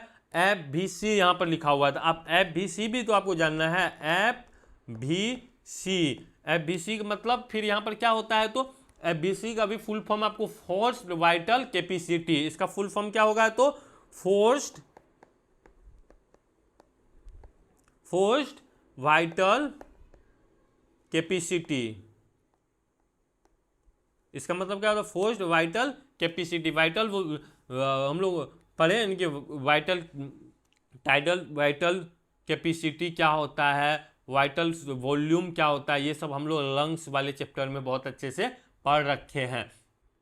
तो इसका मतलब क्या होता है कि टोटल जो एयर हम लोग जो क्या किए हैं, एक्सहेल किए हैं, जो एक्सहेल किए हैं आफ्टर ए डीप ब्रीथ, यानी हम लोग जब डीप ब्रीथ लिए हैं, डीप ब्रीथ के बाद जो सारा एक्सहेल किए उसी को बोलते हैं FBC बोलते हैं। सीधा सा सिंपल लैंग्वेज में हमको समझना है कि हम लोग डीप ब्रीथ लिए, इनहेल किए, बहुत डीप किए, उसके बाद जो उतना हम लोग क्या किए, बाहर की तरफ निकाले हैं, उसी को जब निकालेंगे उसको हम लोग बोलेंगे फोर्स्ड वाइटल कैपेसिटी या फोर्स्ड एक्सपिरेटरी कैपेसिटी। जानते हैं इसका टेस्ट कहाँ होता है? ये टेस्ट के बारे में आप लोग जान रहे होंगे कि इस जो टेस्ट होता है, इस टेस्ट का नाम क्या होता है? तो आप लोग तुरंत बताइएगा इसका क्या होता है। स्पायरोमीटर एक डिवाइस होता है, उससे इसका हम लोग चेक करते हैं। स्पायरोमीटर से हम लोग चेक करते हैं। उसमें क्या करते हैं, पेशेंट्स को माउथ में लगा उसको फूकने के लिए बोलते हैं, उससे पता करते हैं कि इसमें कितना फोर्स से ये फूक पा रहा है, यानी कि एक्सहेल कर पा रहा है। तो अब यहाँ पर आप अगर बात करते हैं तो ये तो आपको क्लियर हो गया। तो ये क्वेश्चन देखिए कितना टफ लेवल का, अगर बोलिएगा तो उतना टफ लेवल का क्वेश्चन है। अगर इसका कॉन्सेप्ट आपको क्लियर रहेगा, इसका थ्योरम आपको पता रहेगा, थ्योरी पता रहेगा, तो आप इसको इजीली क्या कर सकते हैं, ऑप्शन को आप चूज करके जा सकते हैं। जब यहाँ पर आप डायरेक्ट बात कीजिएगा तो इसका क्या होता है, तो डिक्रीज करता है, यानी यहाँ पर क्या होता है, डिक्रीज करता है। इसका आंसर होता है यही कि डिक्रीज करता है। जब इसका रेशियो का बात करते हैं हम लोग, रेशियो की बात, जब रेशियो यहाँ पर बोलेगा तो रेशियो में हमेशा इसको याद रखना है कि रेशियो में क्या होता है कि FEV1 ऊपर रहेगा, उसके बाद FVC क्या होगा, नीचा रहेगा।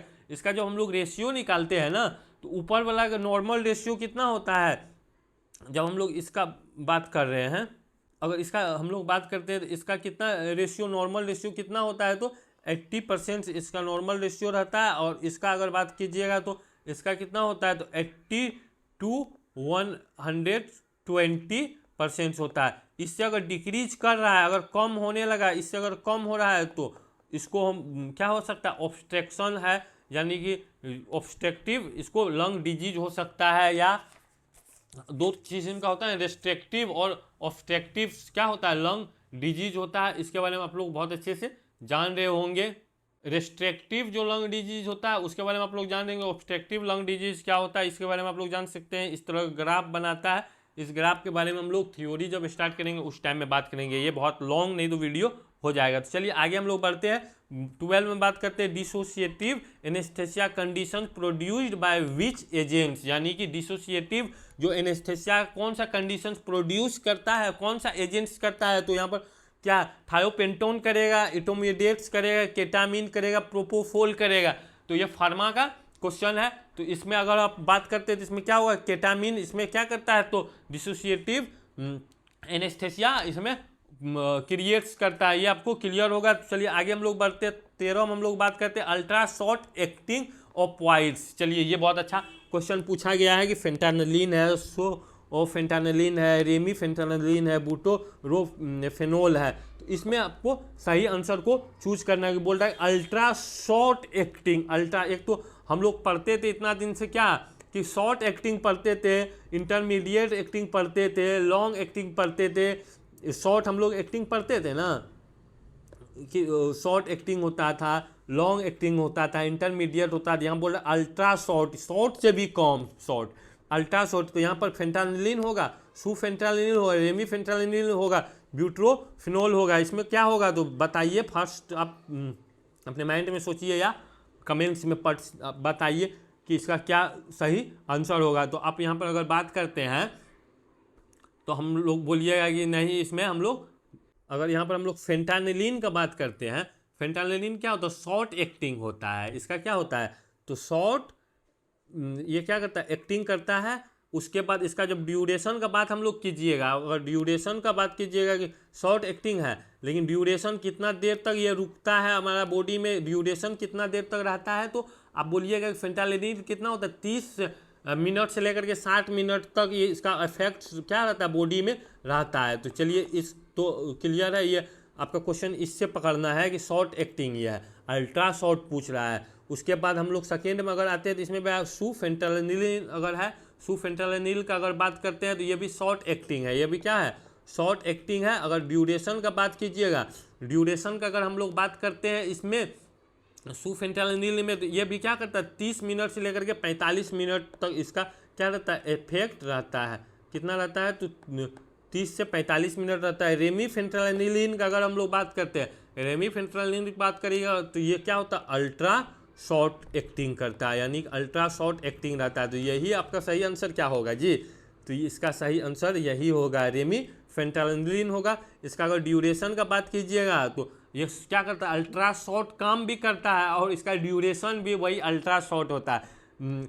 ये देखिए इसका अल्ट्रा जो एक्टिंग करने में 1 मिनट समय लेता है, लेकिन इसका ड्यूरेशन कितना रहता है, ड्यूरेशन 3 से 5 मिनट में ख़त्म भी हो जाता है। इतने देर में ये क्या होता है, इसका ड्यूरेशन भी खत्म हो जाता है। ये भी आपको समझ में रखना है। ब्यूट्रोफेनोल के बारे में भी चलिए जान ही लीजिए। ब्यूट्रोफेनोल क्या होता है तो एक्टिंग करता है, यानी शॉर्ट एक्टिंग इसमें रहता है। लास्ट जो होता है लीस्ट, इसका लास्ट 3 से 4 आवर्स होता है। इसका ड्यूरेशन बहुत ज़्यादा रहता है।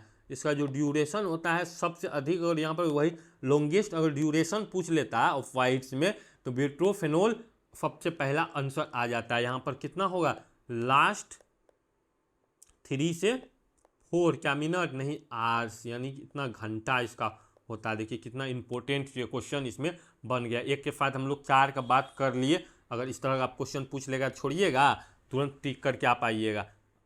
आप जितना समझदार हैं आप लोग इसको छोड़िएगा, आंसर तुरंत कर लीजिएगा। चलिए आगे हम लोग जानते हैं 14 में pulseless ventricular tachycardia first line treatment is, यानी कि पल्सलेस है। यहाँ पर पल्स क्या है, लेस है, यानी पल्स नहीं आ रहा है। वेंट्रिकुलर टैकीकार्डिया है, फर्स्ट लाइन ट्रीटमेंट क्या होगा। देखिए क्वेश्चन बड़ा अच्छा इसमें पूछा गया है कि पल्स लेस है, यानी बॉडी में पल्स नहीं आ रहा है, वेंट्रिकुलर ट्रैकीकार्डिया है।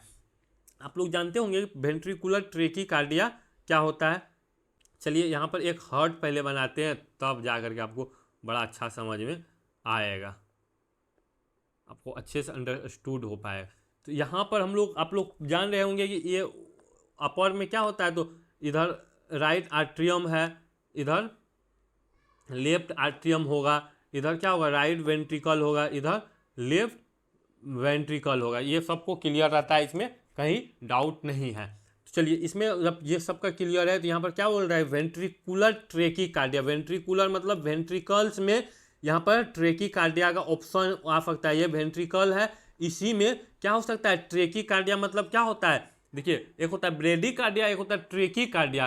ट्रेकीकार्डिया का मतलब है कि हार्ट बहुत ज़्यादा क्या कर रहा है, बीट कर रहा है, बहुत ज़्यादा तेजी में यहाँ पर बीट कर रहा है, बहुत फास्ट क्या हो रहा है, फास्ट यहाँ पर बीट कर रहा है क्या, तो यहाँ पर वेंट्रिकल्स बहुत फास्ट यहाँ पर पंपिंग कर रहा है। लेकिन जब ये पंप करेगा क्या होता है, not enough blood in pump out the body, यानी तभी इस तरह का होता है कि पल्स लेस होने लगता है। कि क्या कब कंडीशन इसका एक होता है, कंडीशन आपको पता है होना चाहिए कि not enough blood is pumped out to the body, यानी कि जब हमारा वेंट्रिकल्स के पास ब्लड रहेगा तभी तो वह आयोटा के द्वारा पूरा बॉडी में ब्लड्स को भेज पाएगा। ये तो ट्रेकीकार्डिया में पूरा बीट फास्ट कर रहा है, लेकिन उसके पास इनफ ब्लड ही नहीं है, हमारा जो वेंट्रिकल्स के पास इनफ ब्लड ही नहीं, लेफ्ट वेंट्रिकल्स के पास वो ये इनफ ब्लड ही नहीं है कि वह होल बॉडी में भेज पाएगा। इसी कारण से क्या होता है, पल्स लेस हो जाता है, यानी कि पल्स लेस यहाँ पर इफेक्ट आना स्टार्ट हो जाता है। पल्स लेस क्या होता है, जब हमारा फोर्स से लेफ्ट जो हमारा वेंट्रिकल्स है आयोटा के द्वारा जब पूरा बॉडी में सर्कुलेट करवाना स्टार्ट करती है ब्लड्स को, तब पल्स बनता है। वहीं से हम लोग क्या करते हैं, बीपी भी मेजर करते हैं। तो जब ब्लड इनफ वहाँ से फोर्स ही नहीं होगा तो कहाँ से बनेगा, तो यहाँ पे नहीं बनेगा क्या, तो पल्स यहाँ पर नहीं आएगा। तो ये आपको क्लियर हो गया, ये आपको ये कॉन्सेप्ट आपको समझ में आ गया होगा। तो उसी टाइम में क्या होगा, तो हम लोग ट्रीटमेंट्स इसमें क्या करने वाले हैं, चलिए ट्रीटमेंट से पहले और एक चीज़ आपको जान लेना है कि आप लोग जान रहे हैं कि ईसीजी के बारे में आप लोग जान रहे हैं। ईसीजी हम लोग कैसे पता करते हैं, तो इससे देखिए अब इससे आप जोड़ करके जब तक नहीं बतलाएंगे तो आपको ये समझ में नहीं आएगा। ईसीजी आप लोग ग्राफ जान रहे होंगे, ग्राफ इस तरह से होता है, एकदम फुल ईजी है, इसमें कहीं आपको दिक्कत नहीं होता होगा। इस तरह से क्या होता है, तो ग्राफ यहाँ पर इस तरह से बनता है, इसको बहुत ध्यान से आप लोग कॉन्सेप्ट इसका समझिएगा। तो बोलिएगा कि इसका जो होता है इसको हम लोग क्या बोलते हैं, तो पी बोलते हैं, इसको क्या बोलते हैं, पी बोलते हैं, इसको क्या बोलते हैं, क्यू बोलते हैं, इसको क्या बोलते हैं, आर बोलते हैं, इसको क्या बोलते हैं, एस बोलते हैं, इसको क्या बोलते हैं, टी बोलते हैं। जब वेव बनता है इस तरह से तो ये बनता है। तब जा करके अब आप आते हैं अपना कॉन्सेप्ट के ऊपर आते हैं कि आप कैसे ये काम करेगा। देखिए जब पी वेव बनता है, पी वेव जब बनेगा तो जो आर्ट्रियम होगा, चाहे राइट आर्ट्रियम हो चाहे लेफ्ट आर्ट्रियम हो, ये क्या होता है उस टाइम में जब कॉन्ट्रैक्ट करता है, जब कॉन्ट्रैक्ट करेगा ब्लड क्या होता है, इंजेक्ट करता है वेंट्रिकल्स के तरफ इंजेक्ट करता है, उस टाइम में बनता है पी वेव बनता है। ये क्लियर रखना है। उसके बाद आप लोग पढ़े होंगे कि क्यू आर एस कॉम्प्लेक्स होता है, कॉम्प्लेक्स पढ़े हैं। तो ये कब बनता है, ये जो कॉम्प्लेक्स होता है ये कब बनता है, तो ये कब बनेगा, जब वेंट्रिकल्स हमारा, जब वेंट्रिकल्स क्या होगा यहाँ पर, वेंट्रिकल्स जब कॉन्ट्रैक्ट करेगा, जब वेंट्रिकल्स कॉन्ट्रैक्ट करेगा तो होल बॉडी में क्या करेगा, तो ब्लड्स को पहुँचाने का काम करेगा। तो उस टाइम में बनेगा यहाँ पर क्यू आर एस कॉम्प्लेक्स, उस टाइम में बनेगा। टी वेव कब बनता है, जब रेस्ट फेस में जाता है, जब रेस्ट होता है, जब हार्ट का मसल्स कुछ देर के लिए रेस्ट होता है ना, आप लोग जान रहे होंगे एक साइकिल्स पूरा करने में कितना टाइम लगता है, तो 0.8 सेकेंड लगता है। ये भी आपको याद रखना है, ये भी पूछ सकता है आपको, एक साइकिल पूरा करने में 0.8 सेकेंड समय लेता है। तो ये कारण से इसमें होता है। तो वहाँ से हम लोग पता कर पाते हैं कि ट्रेकीकार्डिया में वेंट्रिकुलर ट्रेकीकार्डिया या पल्सलेस है। जब ये नहीं आया तो अब जा करके हम यहाँ पर आएंगे, फर्स्ट लाइन ट्रीटमेंट इसमें होता है कि नॉर्मल देखो नोर एड्रेनलिन होता है इंजेक्शन, इसका भी यूज होता है, लेकिन फर्स्ट लाइन बात कर रहा है, इसका भी यूज होता है। ये हम लोग अभी इसमें नहीं आएगा। लिग्नोकेन इसका भी यूज करते हैं, लेकिन ये भी अभी नहीं होगा। एप्निफ्रीन होता है, इस मेडिसिन का भी यूज करते हैं, लेकिन ये भी इसमें नहीं होगा। इसका सही आंसर क्या होगा, तो सी इसका सही आंसर होगा। बायफेसिक शॉक विथ 120 जूल से लेकर के 200 जूल से हम लोग क्या करते हैं, करेंट्स को पास करवाते हैं, डिफिब्रिलेटर्स मशीन से पास करवाते हैं, तब जा करके इसमें क्या होता है, बीट होता है। इसमें इस तरह जब कंडीशन बनता है तो उस टाइम में आपको हार्ट रेट जो होगा, हार्ट रेट आपको याद रखना है कि हार्ट रेट जो होगा, हार्ट रेट कितना होगा, तो heart rate 100 to 250 beat per minute हो सकता है, इतना तक जा सकता है, ये आपको ध्यान रखना है। ये हो गया। इसका जो QRX जो कॉम्प्लेक्स होता है, ये जब ECG पेपर पर आप देखिएगा तो वाइड दिखाई देगा, P वेव्स जो रहेगा वो अपसेंट रहेगा, ये आपको याद रखना है। अगर डायग्नोस कीजिएगा ना तो उस टाइम में आपको इस तरह का कंडीशन देखने को मिलेगा। चलिए यहाँ पर आप इतना ये भी समझ लीजिए, जब इतना देर समझ लिए तो ये भी आपको क्लियर कर लेना है, ताकि इस तरह क्वेश्चन पूछा जाता है, इसलिए हम इस पर ज़्यादा फोकस कर रहे हैं। देखिए अभी आपको बताइए हार्ट रेट कितना होता है, 100 से 150 चले जाता है। अगर QRS कॉम्प्लेक्स आपको समझ में आ गया कि कॉम्प्लेक्स में क्या होगा, तो वाइड हो जाएगा ये, इसका अगर पेपर पर देखिएगा ना तो वाइड हो जाएगा। P वेव जो होगा अपसेंट रहेगा, पेपर पर आप लोग जान रहे होंगे, तो ये अपसेंट होता है। ECG के ऊपर एक पूरा सीरीज, लॉन्ग सीरीज चलाने वाले हैं फ्यूचर में, यानी कि जब CRE खत्म हो जाएगा उसके बाद आने वाला है आपका ECG का पूरा सीरीज हम लोग चलाने वाले हैं, तो उस वीडियो को आप लोग जरूर देखिएगा। उसमें क्या होगा कि आप ECG पेपर को पढ़ना जान जाइएगा, इतना डेप्थ में हम लोग बात करेंगे, डिटेल में बात करने वाले हैं, तो वह भी वीडियो आप लोग देखिएगा। उस पर भी हम सोच रहे हैं कि एक वीडियो, एक सीरीज पूरा चलाएं। चलिए आगे हम लोग बढ़ते हैं। 15 में अगर हम बात करते हैं, 15 में colour of oxygen cylinder in India, ये बहुत इजी है, ये आप बताइएगा हमारे कमेंट बॉक्स में, ये आप बताइएगा, ये बहुत इजी। आप एम्स का एग्जाम देने जा रहे हैं तो ये क्वेश्चन भी आप सॉल्व कर सकते हैं ना, इसका आप आंसर बताइएगा। चलिए 16 में हम लोग बात करेंगे, what is the main function of APL valve, ये हम बताएंगे कि इसका क्या होता है। तो इसका क्या होगा, तो इसका मेजर ऑक्सीजन प्रेशर को मेजर करता है या मैनेज करता है, गैस कंसेंट्रेशन को करता है या मैनेज करता है, सर्किट प्रेशर को करता है या गिव्स ऑक्सीजन फेल्योर अलार्म को करता है। इसमें किसका ये वैल्यू को, इसका क्या मेन इसका फंक्शन होता है, तो वो आप इसमें तुरंत बताइएगा कि इसका क्या होता है। तो आप बोलिए APL के बारे में हम लोग सर जान रहे हैं कि APL क्या होता है, तो इसका मतलब फुल फॉर्म होता है कि स्टेबल प्रेशर लिमिटिंग वैल्यू होता है। ये तो हम लोग को पता है कि APL का मतलब क्या होता है, लेकिन इसका काम बताइए। तो इसका काम अगर हम लोग बात करते हैं तो to control and limit the maximum airway pressure during manual और स्पॉन्टेनियस वेंटिलेशन। यहाँ पर बोल रहा है कि जब हम लोग एयरवे को करते हैं तो उसका जो मैक्सिमम जो प्रेशर होता है उसको लिमिट करने का और कंट्रोल करने का काम करते हैं। मान के चलिए कि हमारा सर्किट है, यहाँ पे मान के चलिए यहाँ पर बेन सर्किट है, बेन सर्किट हम बना दे रहे हैं। यहाँ पे ये रिजर्व वायर है, चलिए नॉर्मल ऐसे बेन सर्किट बना दे रहे हैं। बेन सर्किट है, इसमें हमको ये पता करना है कि जो इसका प्रेशर है उसको कंट्रोल करना है, जो सर्किट का जो प्रेशर होता है उसी को मैनेज करने का काम करता है। ये APL का काम यही मेन होता है कि हमारा जो मैनुअल दे, चाहे वेंट पर रहे चाहे स्पॉन्टेनियस ब्रीदिंग करे। देखिए आप लोग जान रहे होंगे कि जब हम लोग एनेस्थीसिया वर्क स्टेशन पर जाते हैं, एनेस्थीसिया वर्क स्टेशन पर अगर आप जाते हैं तो उस टाइम में आपको क्या देखने को मिलता है, तो हम लोग देखते हैं कि यहाँ पर एक ठो होता है वेंट मोड होता है, हम लोग वेंट पर देते हैं, उसके बाद एक ठो होता है बैग होता है। तो यहाँ पर बोल रहा है वेंट और बैग, बैग पर कब देते हैं, जब पेशेंट स्पॉन्टेनियस ब्रीदिंग करता है, स्पॉन्टेनियस जब ब्रीदिंग करता है उस टाइम में देते हैं। वेंट पर जब देते हैं हम, जब पेशेंट को यानी कि क्या होता है कि इंड्यूस कर देते हैं या वेंटिलेट कर देते हैं, पेशेंट खुद से स्पॉन्टेनियस ब्रीदिंग नहीं लेता है, उस टाइम में हम लोग वेंट पे पेशेंट को ले जाते हैं, यानी कि वेंट पर पेशेंट्स को लेकर के जाते हैं। तो इसमें हम लोग कंट्रोल करते हैं, दोनों में कंट्रोल करने का काम क्या करता है, तो मैनेज सर्किट प्रेशर को कंट्रोल करता है। इसका आंसर C सही होगा।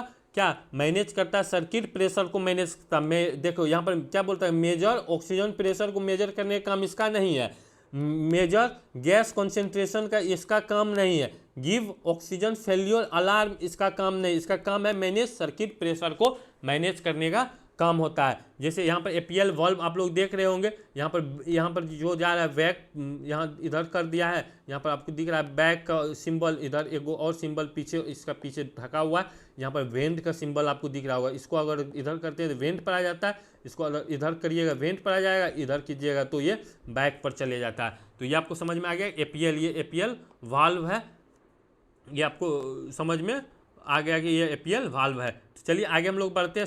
17 में अगर देखते हैं तो मिटिगेट्स एंटोनोम्स के बारे में पूछ रहा है। तो मिटिगेट्स का मतलब क्या होता है, तो इसको आप, मिटिगेट्स का मतलब होता है कि हॉस्पिटल्स में ये बहुत इंपॉर्टेंस काम करता है, कि हॉस्पिटल्स में ये बहुत इंपॉर्टेंस काम करता है कि जब कोई भी ऐसा कंडीशन, क्रिटिकल कंडीशन आ जाएगा, बुरा हो जाएगा, यानी कि दर्दनाक चीज़ रहेगा, तो उसको कम करने का काम करता है। उसी को हम लोग क्या बोलते हैं, मिटिगेट होता है, यानी उसको हम लोग कम करते हैं। होता है कुछ और है, उसको कम करके बतलाते हैं कि ये कम होता है। तो एंटोनोम्स के बारे में आप लोग जान रहे होंगे। एंटोनोम्स क्या होता है, एंटोनोम्स का अपोजिट्स ऑफ वर्ड होता है, कोई भी वर्ड्स का अपोजिट्स बताना है। ये कम करने का काम करता है, तो इसमें इसका अपोजिट्स अगर हम लोग बोल रहा है कि एंटोनोम्स में अपोजिट्स का अगर हम लोग बात करेंगे तो उस टाइम में क्या यहाँ पर हो सकता है, रिलीव हो सकता है, एलिविगेट्स हो सकता है, ईजी हो सकता है, कि एग्रीवेट्स हो सकता है। तो यहाँ पर आंसर इसका डी हो जाएगा, एग्रीवेट्स होता है। इस तरह क्वेश्चन पूछा गया है। चलिए आगे हम लोग बात करेंगे 18 में most commonly used positives of abdominal surgery के, सॉरी पोजीशन यहाँ पर है, पोजीशन फॉर एब्डोमिनल सर्जरी, यानी कि इसमें कौन सा पोजीशन एब्डोमिनल्स का कॉमन हम लोग यूज क्या करते थे। बहुत इजी क्वेश्चन है, लिथोटोमी में करते हैं। लिथोटोमी में हम लोग जब भी करते हैं तो गायनी से रिलेटेड करते हैं, या जैसे पाइल्स हो गया, या गायनी का सारा केस हो गया, पाइल्स हो गया, फिशर्स हो गया, इन सब से एनाल केनाल जो होता है उससे रिलेटेड सारा करते हैं। तो ये इसमें गलत हो जाएगा। अगर सुपाइन का बात हम लोग करते हैं, यहाँ पर प्रोन है, सुपाइन, इसमें क्या होगा, सही आंसर सुपाइन ही होने वाला। प्रोन में हम लोग क्या करते हैं, तो पेट के बल इसमें रहता है, सुपाइन में पीठ का बल रहता है। एब्डोमेन का एक्सेस मिलेगा किसमें, तो हम आप बोलिएगा कि इसमें सर, यानी कि बी इसका सही आंसर हो जाएगा। अगर वही हम लोग बात करते हैं लेटरल, लेटरल में क्या होगा, तो हम लोग ऐसे लेटरली हम लोग सोते हैं, तो इसमें आपका सही आंसर क्या हो जाएगा, तो बी इसका सही आंसर हो जाएगा, सुपाइन पोजीशन होगा। आगे हम लोग बात करेंगे 19 में, which of the followings is a absorbable suture material. देखिए ये बड़ा अच्छा क्वेश्चन पूछा है। एब्जॉर्बेबल क्या होता है, नॉन एब्जॉर्बेबल क्या होता है, नेचुरल क्या होता है, सिंथेटिक सुचर क्या होता है, इन सब के बारे में हम लोग प्रीवियस वीडियो में बहुत अच्छे से डिटेल में बात किए हैं। उसका भी प्लेलिस्ट आपको मिल जाएगा, कि आप जाइएगा तो सर्जिकल सूचर का प्लेलिस्ट मिल जाएगा, उस पर बहुत अच्छे से हम लोग डिटेल में बात कर रखे हैं। यानी कि हम जो भी अगर वीडियो बनाते हैं तो उसको डिटेल में हम लोग एक्सप्लेन करते हैं। हम यही क्या करते हैं कि बहुत डिटेल में एक्सप्लेनेशन करने का कोशिश करते हैं, कि बच्चा का आगे कोई डाउट उसका नहीं हो, कॉन्सेप्ट बहुत अच्छे से क्लियर हो जाए, कोई भी डाउट ना रहे। इसीलिए हम बहुत डिटेल में जो भी बात करते हैं डिटेल में बात करते हैं। तो इसमें अगर बात करते हैं नैलून क्या है, तो नॉन एब्जॉर्बेबल है, नॉन एब्जॉर्बेबल होगा। सिल्क क्या होगा, नॉन एब्जॉर्बेबल होगा। नैलून क्या है, सिंथेटिक है या नेचुरल है, ये हमें कमेंट बॉक्स में आप बताइएगा। सिल्क क्या नेचुरल है या सिंथेटिक है, ये हमको बताइए। पॉलीग्लिसरीन यानी वैक्रील जो होता है, ये क्या होता है, एब्जॉर्बेबल होता है। ये क्या होता है, तो एब्जॉर्बेबल सूचर है। प्रोलीन क्या है, तो नॉन एब्जॉर्बेबल है, यानी कि ये भी क्या है, नॉन एब्जॉर्बेबल है। तो इसमें क्या पूछ रहा है, एब्जॉर्बेबल सूचर। तो एब्जॉर्बेबल तो आपको क्लियर हो गया, एब्जॉर्बेबल क्या होगा, तो यहाँ पर सी इसका होगा, पॉलीग्लिसरीन होगा, जिसको वैक्रील हम लोग बोलते हैं। अगर इसके बारे में आप लोग को बहुत डिटेल में जानना है तो हमारे वीडियो में जा करके आप देख सकते हैं। आप अभी एम्स का आप तैयारी कर रहे हैं, तो अगर टाइम आपको मिल रहा है तो आप इसमें जा करके आप देख सकते हैं इसके बारे में। अगर नहीं देखना, अभी नहीं देख पा रहे हैं, तो आप एग्ज़ाम के बाद इसको देख सकते हैं। दिसंबर 2026 का भी तो हमको तैयारी करना, दिसंबर 2026 का भी तो तैयारी करवाना है। तो उसके लिए अगर आपको देखना होगा तो आप उसके लिए भी जा करके देख सकते हैं। तो चलिए आगे हम लोग अगर बढ़ते हैं, तो अगर 20 में हम लोग देखते हैं, लास्ट क्वेश्चन है इसमें, आप in which parts of the respiratory tracts that's air flow is laminar, यानी कि यहाँ पर पूछ रहा है कि which part of the respiratory tracts the air flow is laminar. Laminar का यहाँ पर बात कर रहा है। तो लेमिनार क्या होता है, तो लेमिनार के बारे में आपको बतलाना है कि यहाँ पर लेमिनार क्या होता है, तो इसके बारे में हमको बतलाना है। तो इसका क्या होता है, तो ट्रेकिया, ब्रोंकाई, टर्मिनल्स, ब्रोंक्यूल्स होता है, एल्वोलाई होता है कि हमारा जो रेस्पिरेटरी ट्रैक जो होता है, रेस्पिरेटरी ट्रैक है, उसमें एयर फ्लो का लेमिनार्स क्या होगा उसको हमको बात करना है। चलिए लेमिनार को हम लोग समझते हैं कि लेमिनार क्या होता है। लेमिनार को आपको समझना है। इसमें क्या होता है, मिनिमम जो हमारा मिनिमम जो एयर होता है ना, एयर जो टर्बुलेंस ना हो। देखिए मिनिमम यहाँ पर एयर का टर्बुलेंस हो। देखिए यहाँ पर मिनिमम एयर टर्बुलेंस हो।